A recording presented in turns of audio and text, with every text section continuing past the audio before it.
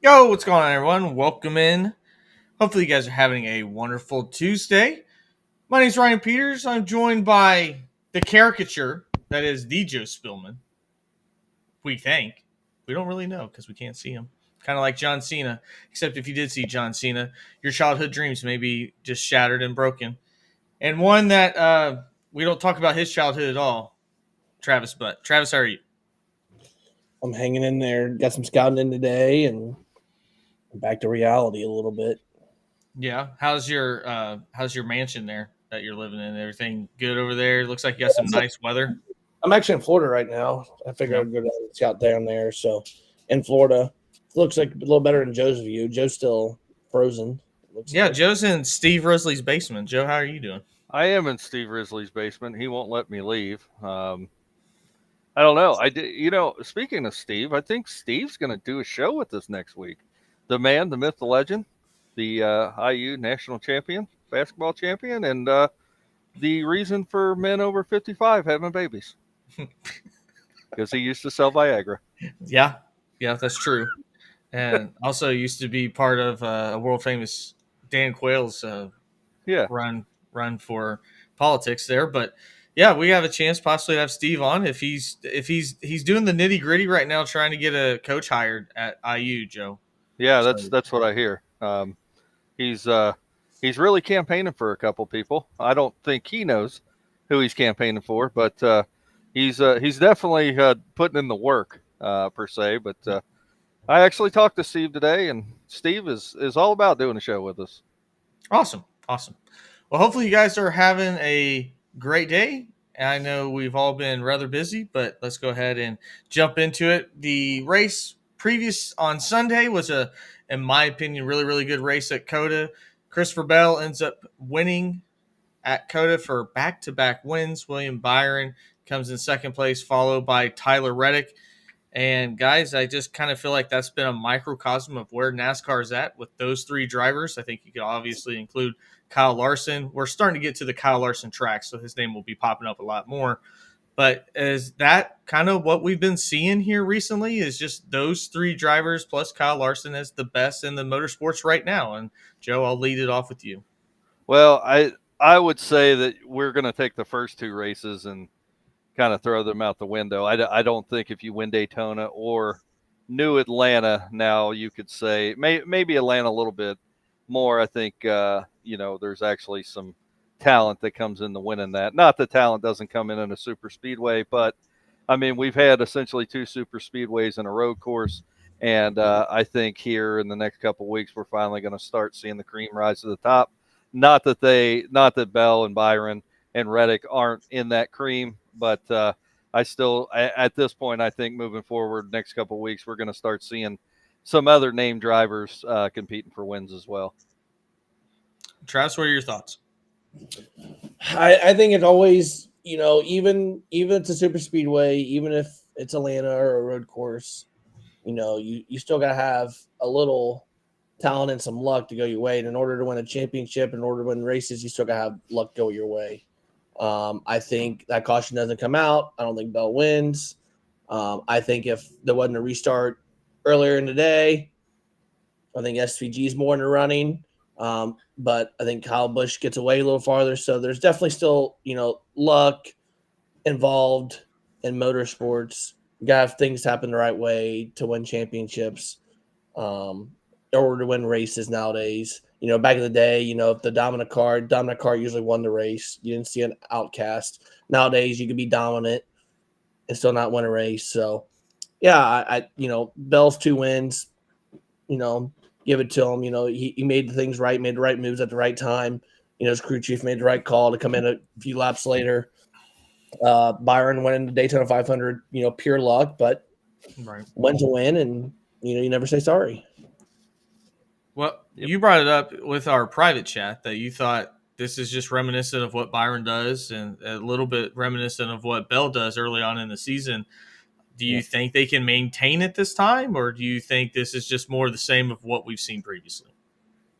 I mean, I think if you ask anybody, would you rather be good at the beginning of the season or would you rather be good at the end of the season? And every single one of them is going to say, I want to be good at the end of the season. I think that's why Penske's won the last three championships. They're never good at the beginning, but they somehow always are good in the last 5 races. So I don't know. Bell didn't win since New Hampshire, and really that was a rain tire race, right? So, and then even JGR in general. So he's won the last 2. Phoenix, he won there last year, so I could it's coming right into it. As far as Byron, they started off hot. It seems like they might have clicked a little bit towards the end of last year. So yeah, I mean it's hard to say with some of these tracks. Like Joe said, you got 3 tracks that are maybe not too wild card, but especially one of them's a wild card, the other one's a half wild card, and this one's kind of just the pit strategy's got to fall in correctly for you. So yeah, maybe a little bit, but I expect Bell's happy, he's confident, he's getting to run other races. That helps a ton, in my opinion, confidence and no adjustments. I see Byron still continue running well, but I'm interested. Phoenix, like Joe said, you're going to come up some tracks here. It's like, okay, like let's see what you actually got. Who's actually good right now? Joe, you getting ready to say something? What was your thoughts? Oh no, I agree. I think Travis really hit on that. I just as far as Bell, Byron, JGR in particular being really good at the beginning of the season. I think time will tell this year. I don't know. I don't know that I have a lot of confidence that Byron keeps it up or Bell with JGR can keep it up. I just we'll see. I don't want to make that prediction yet until we get into week 6, 7, or 8 and say, you know what? Yeah, he's maintaining. He's running up near the top. He's still fighting for wins because, if the last 2 years has been any indication, we're going to see really hot the first 2-3 weeks of the season and then nothing until the playoffs. So that's kind of where I'm at with it. I'm going to wait. I'm going to wait a couple more weeks before I make a determination on how I feel about that. Yeah, I think one thing that goes in both these guys' favor is that they're both young. I think Bell is absolutely entering the most prime of his career. This is when you see drivers take off. This is when you saw Kyle Larson really start to come into his own and start to be competitive more often than not. Byron still got a few more years before he even reaches that because of how young he was. But I think, too, with today's standards, we talk about that law. Byron went and had a lot of bad luck really in the middle of the season. He got caught up in other people's garbage. And I think, too, when you lock yourself into the playoffs, everybody wants to race for a championship. But at the same time, it's just so different now because you don't really have to do things to put yourself in a position because once you get into the playoffs, it all restarts. And we've seen what Bell can do. He's clutch, and the schedule favors him late. We've seen what Byron can do. The schedule favors him late. So maybe these guys just aren't pushing it in the middle of the season, especially at tracks they're not very good at. Because, outside of one person winning the regular season championship, really, what do they have to gain right now? Mm-hmm. I think that maybe that's one thing that we're just trying to still get used to in modern day NASCAR that, we didn't see with Jeff Gordon, Mark Martin, and things of that nature because every single week mattered to win a championship. I know it's a crazy stat, but like Mark Martin, I think finished second place 4 times in a row and lost ground on Jeff Gordon in Jeff Gordon's most dominant year. That's because Jeff Gordon had to be that dominant to hold off Mark Martin and one of the best seasons of all time for Mark Martin. So in today's NASCAR, we just won't see that. You're just going to see guys that they know when they're locked in to win a race, and if they don't have it, then don't tear up a race car. Unfortunately for Byron, last year he tore up a lot of race cars because he got in a lot of bad luck. So, I think I'm seeing something different. I definitely have been the guy that, no pun intended, rings the bell on Christopher when it comes to how good of a driver I think he is, and I think we're just going to see him continue to grow. And I don't see why we wouldn't with these two drivers. They're at the 2 most dominant organizations that don't seem to require luck at the end of the year and show the most consistency. And maybe these 2 drivers are the most consistent drivers in NASCAR too.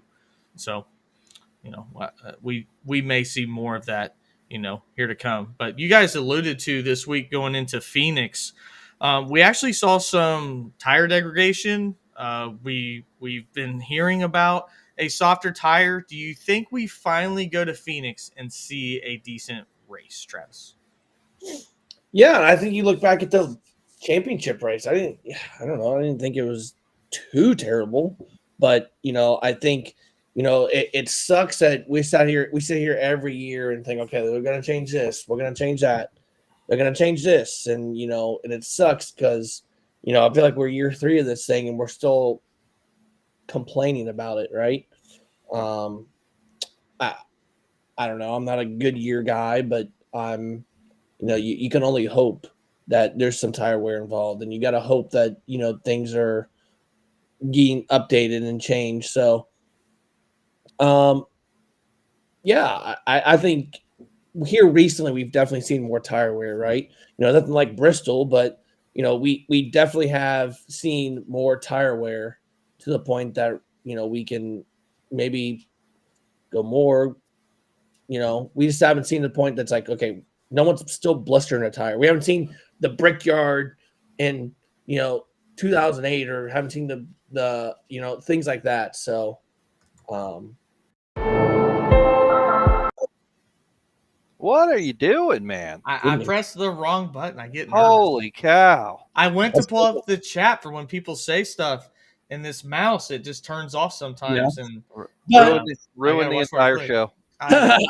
But I think it's just just something they're still gonna be playing with, and we're gonna hear stuff here later on in the year about tire wear, and you're gonna have people saying they gotta have tire wear. So at what point do you just throw the kitchen sink out and be like, listen, boys, we're gonna give you the tire that only gonna last 25 laps, so you deal with it. I don't see Goodyear doing that. No, but Bristol. Yeah. And Well, I awesome. don't. Yeah, but that Bristol, I don't know. Was that the tire or the resin they put down on the track last? I think it was the weather. You think yeah, so? It was the 40, 50 degree weather, because then in the night race we had nothing like what we had at the day race, which thankfully all 3 of us were there for the day race, because that was an awesome time.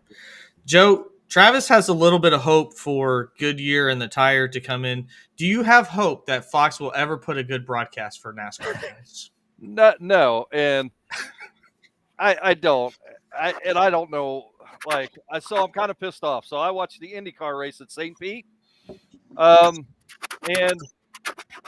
it was incredible. The broadcast for the IndyCar race at St. Pete was was freaking incredible. And then you watch the NASCAR broadcast on the same from the same company, and it's terrible. Someone put on there. It was funny. They said battle for the lead, and we just called bleachers.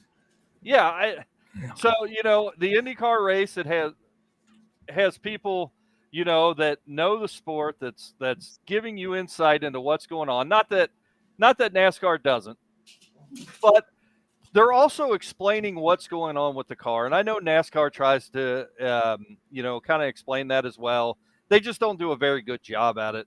And it's like you watch the IndyCar race and the production that they put on at St. Pete, then you jump over and you watch COTA, and you're like, how is this the product from the same broadcasting channel or service?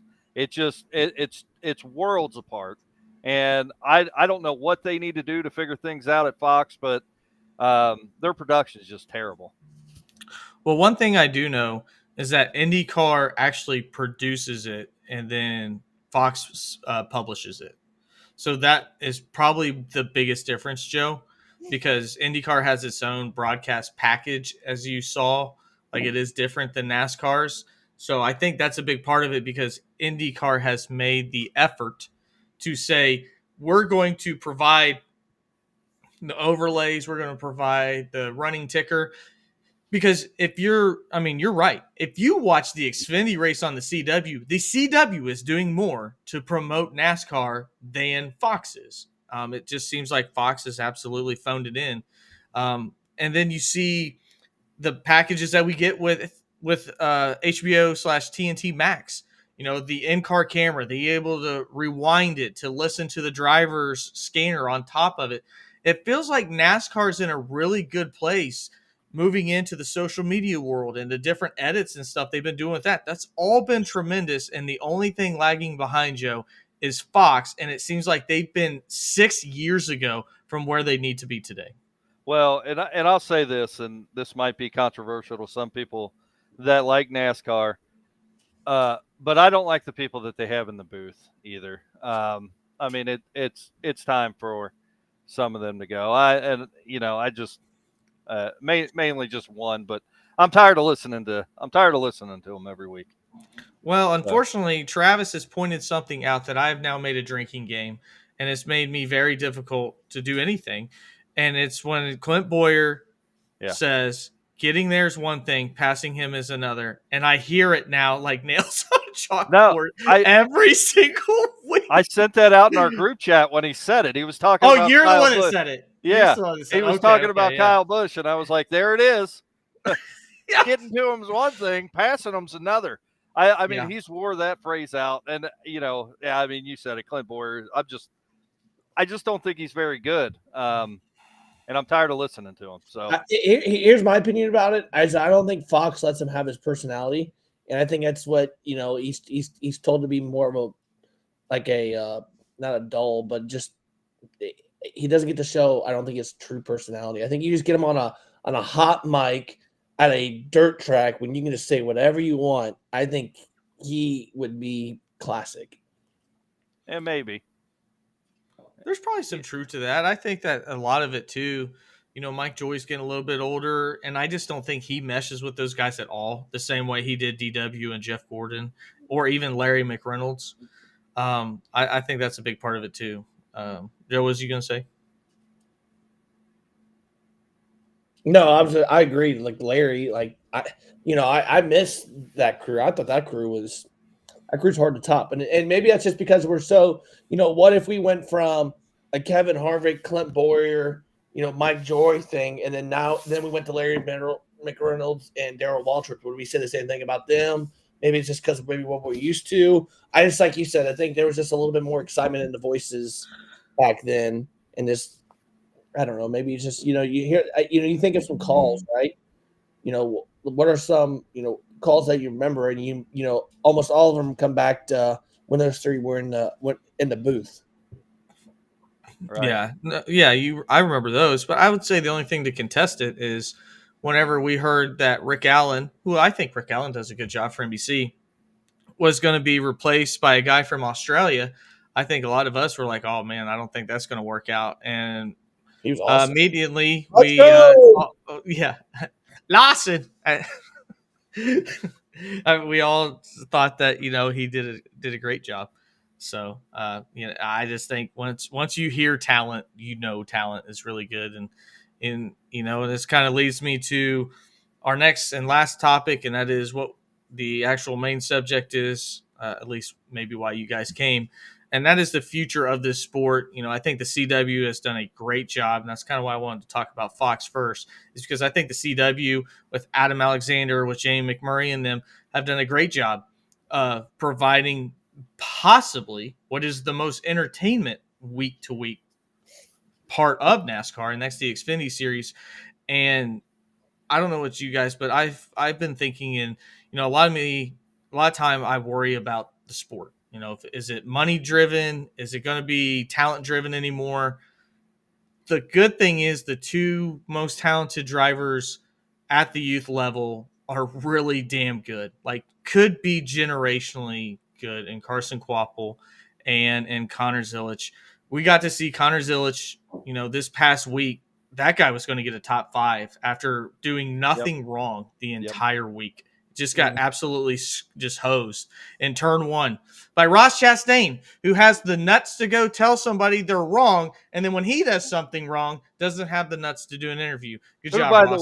Who by the way, wrecked Elliott on the first turn of the race. So wrecked Elliott, wrecked Hamlin, wrecked Connor Zilisch.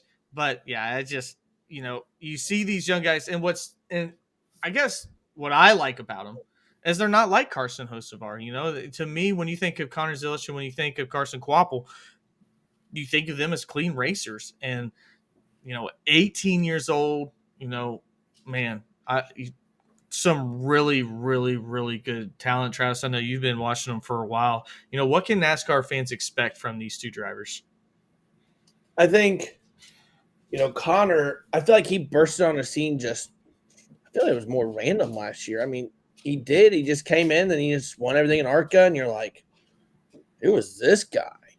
And then, then he does some other stuff, and you're like, all right, like, this is something. And Trackhouse jumped on him immediately, got him before everybody else. And Well, part of him jumping on the scene, don't you have to be 17 to run anything bigger than a half mile? you have to Not be sure. 18. You Have to got to be be 18. 18. You can run road courses, but maybe it was a year before that because we're like, good God, like where did this guy come from? Right. He was starting in the truck and he ended up getting the pole and then he blew Yeah. lap one. Yeah, Right. but I just think you know, and you hate to compare, and I hate to compare, what this guy had and what this guy has, and where they're gonna be, and I think Connor's a lot of fun. I'm excited to see what he does on an oval.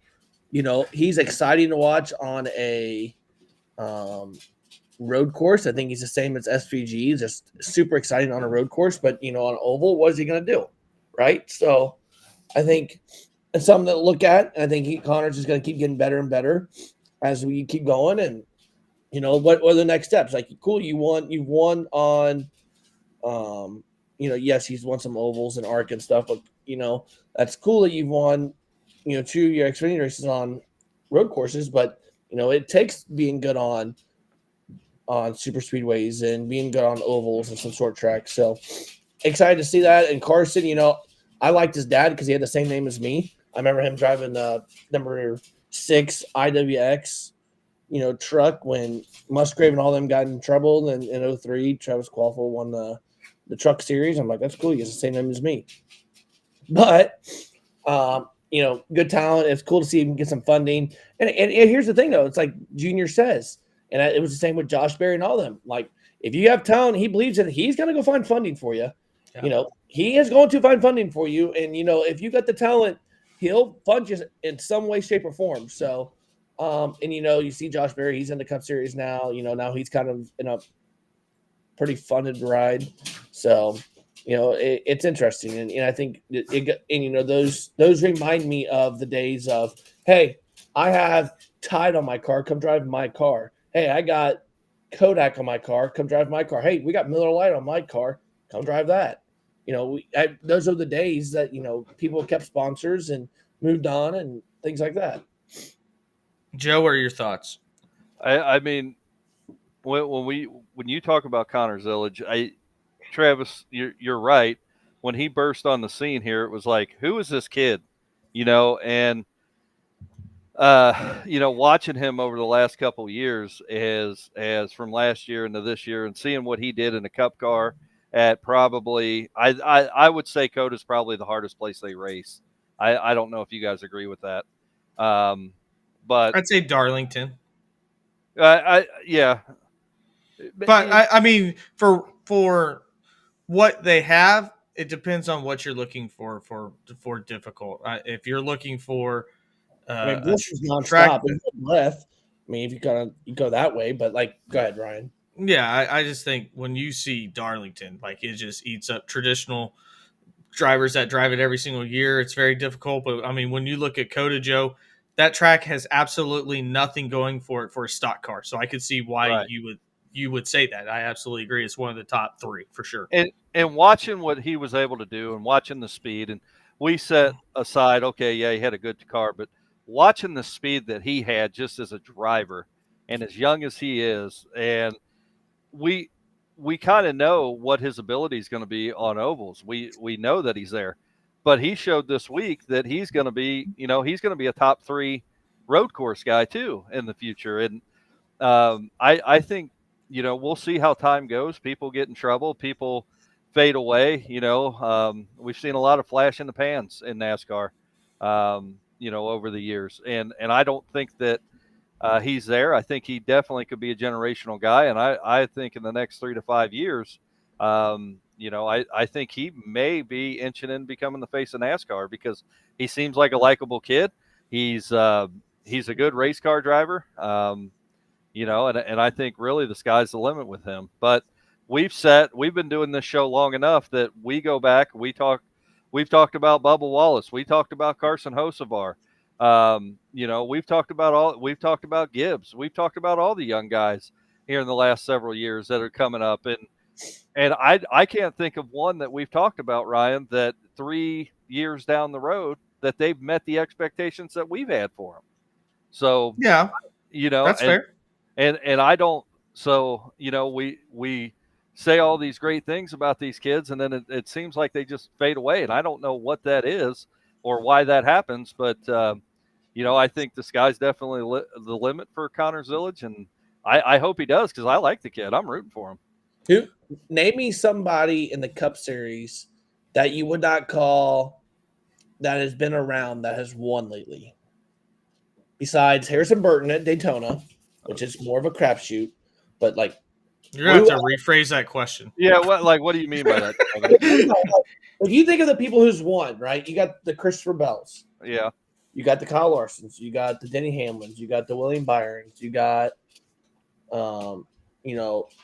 maybe you can call Brad Keselowski, but who else that is like not like a top tier name has won? Austin Dillon. I mean, I would consider that. Well, he vacated his win. Yeah, they didn't vacate the win; they took the points away. But he got like, the win. Remember, new faces like the Hocevars. He vacated everything but the trophy. Yes. The Ricky Stenhouse. Yeah, I mean, I would call that a name that's been around for a while. Name me a guy that's been in the last 5 years in the series that's won, besides like that. You know what I mean? You like, mean like somebody that's 5 years into it that's consistently won? Yeah. Yes. Yeah. Nobody. It's Christopher Bell. Yeah. Christopher Bell and William Byron. That's it. To what? He came in 2017. That's 8 years ago. 8 years ago. It's been those years. guys. Yeah, those guys have been there a while. And all right. In 2017. So what? I guess we'd have to look at the rookie of the year. He had Bell and Byron had almost immediate impacts, though, right? They've been good since they started. Well, Bell started with a team that no longer is funded. Right. It was a satellite for JGR, the 96 Procore car, 95 Procore car. So, what are you getting at, Travis? Are you getting at we shouldn't have those expectations in the first 5 years? Is that what you're trying to say? I think we just look at Ty Gibbs, right? We come in and we're like, dude, this dude is good. Like, he's going to be something. We didn't like him because of his attitude, and he acts all Christian and everything, and then he's whatever, and then he's came into the Cup Series, and I feel like he started out the year last year pretty hot, then he just was gonzo. Joe and I had a very spirited debate before we ever met, Travis, about Ty Gibbs. That was probably that's probably the most memorable debate you and I ever had. Yeah. Whether or not he deserved to be in the ride, and hindsight being 2020, Joe has been winning that argument ever since. But okay, let's put it this way. Ty Gibbs got a lot of funding and got to this point. When's the last time you've heard of an 18-year-old that didn't have the right last name? And Carson Kvapil doesn't have the right last name. He's been there because of talent. But the Kvapil name is not a silver spoon into NASCAR.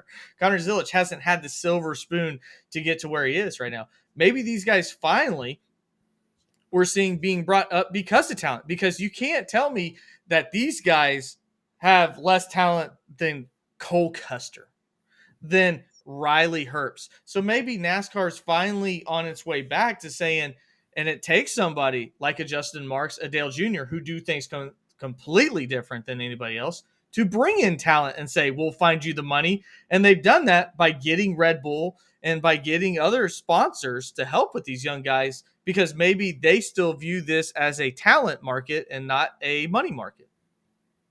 Oh, yeah. I think you just hit the nail on the head. Mm-hmm. But if we don't have those guys, and these guys don't have funding, then maybe we don't see them anymore. Yeah. And that's the thing that scares the hell out of me. Because when I see somebody like Riley Herbst, and I'm not just picking on these guys, and Cole Custer make it back into the Cup Series, I'm just like, what are we doing? We're not bringing up the best talent. There's no reason that a Well, Corey Heim couldn't come up and replace a Riley Herbst. And Joe, you mentioned Carson Hocevar. We've seen good talent out of Carson Hocevar. I think he just took the gamble with a team that's trying to be an up and comer at a crowded place. But I feel like Carson Hocevar's taken a more traditional path from a rookie who is a kid that's still like 22 years old. yeah. So I think he probably has the most talent out of anybody that we've seen. But to your point, Travis, Ty Gibbs has been ungodly disappointing. I had very, very high expectations for Ty Gibbs, and he has fallen completely flat on his face when it comes to those. Yep, I agree. If you remember what I said about Ty Gibbs 2 years ago, Ryan, when we had our heated discussion, which I was poking the bear a little bit because it was too fun and I couldn't stop. But Neither can I. I did make a couple points, and I said when we talked about him moving into his cup car, I said it's way too early for him. He is not ready to do that. And I know this argument's out there all the time. Especially people that aren't into motorsports and racing in general, auto racing in general, to kind of cast that away as this being an actual sport. But it is, and we've seen it in football, and I made the same argument 2 years ago, and I think I said the exact same thing. We've seen it in football, we've seen it in baseball, we've seen it in basketball, where they bring up a rookie with a hot name way too early, and he flames out because he can't compete, and he doesn't get any better, and he doesn't master his talent. And I don't know if that's what's going on with Ty Gibbs right now, but it surely seems like it. Yeah, and I was wrong. I don't know why I guess 2019 would have been Di Benedetto because he was at Bristol, and that's when Denny Hamlin beat him with a couple laps ago. In 2020, he went to the 95. Bell went to the 95 car, and then 2021 is when he went to the 20. You took Eric Jones' spot. Yes. Yeah. So dude, when you get old, Travis, and have kids, you just assume that everything was last year and it was like 10 years ago. I didn't think about it. So Right, Joe? That's extremely accurate. 2017 would have been 2018 would have been Levine Family Racing because that's when Casey Kane went to it. He went to a 1-year deal. And then, so the Michael now was 20. Yep. So I did kind of I didn't think about that a little bit. Yeah. Here's the thing that when you see these guys, and maybe this is why, as the kids would say, I'm glazing Connor Zilich, is when you drive the truck, when you drive the Arca, when you drive the Xfinity, there's some familiarity with those cars. The Cup car does not resemble any of those cars in any single shape or fashion. Nothing. There's nothing about it that's similar. The way you shift is different. The way that the way it turns is different. The gearing is different. It's all different. And we saw Connor Zilich the very first time in a world where you get 20 minutes of practice, 30 minutes of practice max, go out and pass people like they were standing still. I mean, and that to me just resonates as, okay, this is different. Yep. If it wasn't for Kyle Busch, he probably would be still driving competitively in these younger series at a younger age, but the Kyle Busch rule applies and you can't do that. So now we're going to see him more and more, but I don't think it's too early to say that what we've seen from him so far, winning at the Rolex of Daytona, being on those type of teams, when you see people like Kyle Busch come out, and this isn't a Kyle Busch thing, and say, hey, I finished last in my first time too. I can't remember any time that Kyle Busch has ever tweeted at another driver based upon their results. To me, very NASCAR heat like. yeah. Yes, career mode NASCAR heat. Yeah, I think you even look at this and you think of Joey Logano. He got Connor Zilich schooled him on turn 6, and Joey came out running and just went, "Holy crap, that was impressive!" And you talk about the people that find talent. Kyle Busch was a guy that found talent at KBFM or KBM. Dale Jr. is a guy that finds talent. What we've seen so far at Trackhouse, they will go across the world to find talent. Unfortunately, they were stuck with Daniel Suarez. Travis, I agree with you. Connor Zilich will be taking the 99 sooner rather than later. those are the people that I look at and say, okay, if Kyle Busch recognizes talent, if Joey Logano, the 3-time champion in NASCAR, recognizes talent, it can't be a miss. You don't remember hearing or seeing those things with a Ty Gibbs. You would hear about the family talk about Ty Gibbs, but nobody else. So I think when it comes to those ears, is kind of what voices are you listening to and what people are being attracted by it. And I think he's got the right people. Same thing with Carson Quapple. Joe, is there anybody else in the lower series that you enjoy watching? I know you love watching trucks and love watching Xfinity. Yeah, Is there anybody else you got an eye on? I'm still a fan of Raja. I don't feel like he's really lived up to the expectations I've had for him the last half of the season. But I'm a big fan of him, and I'm waiting to watch his progression. What are your thoughts on that, Travis? I know you're a Hendricks car guy, so I mean, what are your thoughts on Raja? Is Yeah, he I is he think on target? I think it was hard because I think he again had expectations. He came from the world of William Byron. William Byron picked up everything so quickly.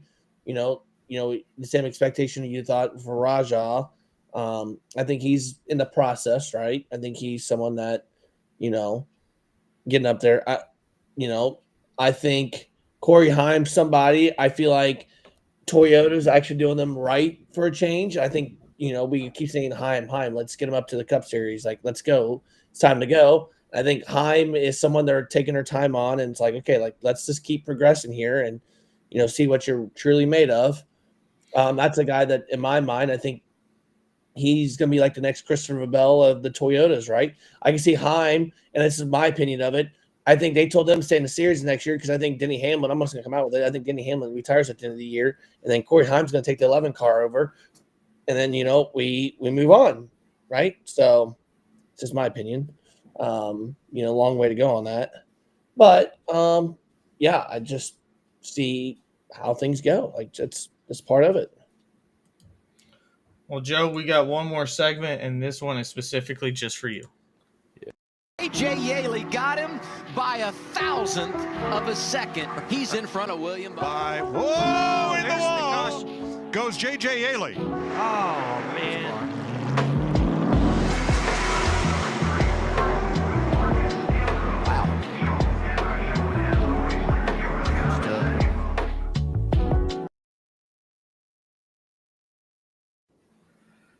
I love that. I am one of two JJ Yeley fans in this country. Me and JJ's. and Please say son. JJ's mom. Okay, son. Okay. And his son. And then there's some outliers out there that kind of know who JJ is, but as far as I don't know what JJ's doing this week. I don't know if he's going to attempt to race this week or not. Do you know if he's on the schedule this week?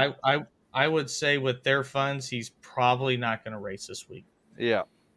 So it's heartbreaking he didn't make the Daytona 500, Joe. I know you were contemplating boycotting the Daytona 500 because an IndyCar driver was able to make it without having to qualify for it, and it left out talent like Mike Wallace and JJ Yeley. Yeah, I will say though, in the duels, JJ Yeley had worked his way up to 11th place one time, and I was the most excited JJ Yeley fan. And I'm actually I'm getting a T-shirt made this year when I go down to Bristol and what other tracks I may go to this year. The back of it's going to say, "I'm a JJ Yeley fan. Yes, I'm the one." I like it. I like it. What? Yeah, I'm the one JJ Yeley fan on the face of this earth. He was at Michigan, and Travis Reitzman went up to him and said, "Hey, JJ," and his quote was, "I'm surprised you know who I am." Yeah. And that is special. And unfortunately, both Travis Reitzman and I got to watch our two drivers wreck in the first 10 laps, and then it got rain delayed. So as prospering and as beautiful as it was before the race started, unfortunately could not carry that momentum into the race. I will tell you this. I am still attempting to get JJ Yeley on this show and I will not rest until I do so. So every time we mention him, and I send him Facebook messages, I'm going to clip this and send him this and say, you have your own segment on our show. You have to come do a show with us, and we'll see if it happens. So if you're out there, JJ, come do a show with us. I mean, if he has one fan, we have over 1,000 subscribers. I don't want to just throw that in his face. Right. But maybe that's what you have to do, Joe, to get his name out there. Yep. Yeah. Travis, give me a winner for Phoenix. Ooh. God, you know how hard it is to go away from Christopher Bell repeating. Like I You should slap yourself right in the mouth for saying that. I'm going You going to who? Briscoe? Briscoe. Okay. Joe, do you want to go or do you want me to go? I mean, you can go. Okay. I'll go Kyle Larson. You son of a bitch. That's why I gave it to you. That's why I gave it to you. Well, I won't pick Kyle Larson, even though that's who I think is going to win. Let's go with Denny Hamlin. Is that hard? Or is that hard for you to say that? No, I'm trying to be as ridiculous as Travis. Here, I got one better for you. I'm going to put my eggs in one basket here, and I'm going to go with Joey Logano. I was hoping you guys would say Ty Gibbs so you guys got to mention all of JGR, but we couldn't. Bubba Wallace. Gibbs. I said he's Do got all so far. Yeah. I think we should add to that, too. Who is the first person that wrecks out of the race this week, Travis? Ooh. Hold on, let me think of this. Can it? I think this is an easy one. Ty Dillon. No. That's Ty Dillon. Oh, that's a pretty good one. That's you'd be pretty. He's actually 2 for 2. He's actually 2 for 3. Yeah. Atlanta, he was the first one, and he was the first one at Coda. Actually, technically, whatever. But who's your pick? Me? Who, me? Yeah. First one to wreck out. Is Cody Ware racing this week? He is. Yeah, I'll take Cody Ware. Dang, that's a good one too. You want to take Cody Ware? Yeah. Cody Ware's running the full schedule, isn't he? Yes. Yeah. Is he? I'll take. Yeah. I'm going to take the most obvious one out of this goose group, Josh Berry. That's a good one. Yeah. Josh. Yeah, he was absolutely horrendous. He's about to get the new name. Instead of Recky Stenhouse, we're going to have Josh Recky Berry.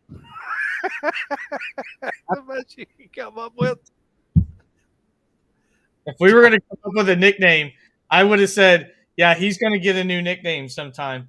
And whenever we come up with it, we'll let you know. Recky Berry. Josh Recky Berry. Joshy Recky Berry. Yeah, throw a Y on the end of Josh. That definitely solidifies it now. Woo! All right, guys. Well, appreciate you guys joining us here tonight. Hopefully, you guys who's learned wrecking? something. You didn't pick somebody. Yes, I did. I picked Ty Dillon. Oh, Big time. that was real. Okay, well, go with it. What do you mean? What is it real? Hell yeah! I probably got the best odds. Jeez, old Pete. And I need to be admonished. I blame the loss at Coda on Austin. I was in the bathroom, came out, saw Austin in the sand trap. I did not know he got speared by Denny Hamlin, so that is on me. I feel like I need to get right and say my right apologies because I blasted Austin Dillon and it was his fault because all I did was see him spinning in the sand pit. I did not know that he got speared by Denny Hamlin, so I just feel like I have to get that off my chest because as bad as Austin Dillon is, he doesn't deserve extra criticism when it's not warranted. Nope.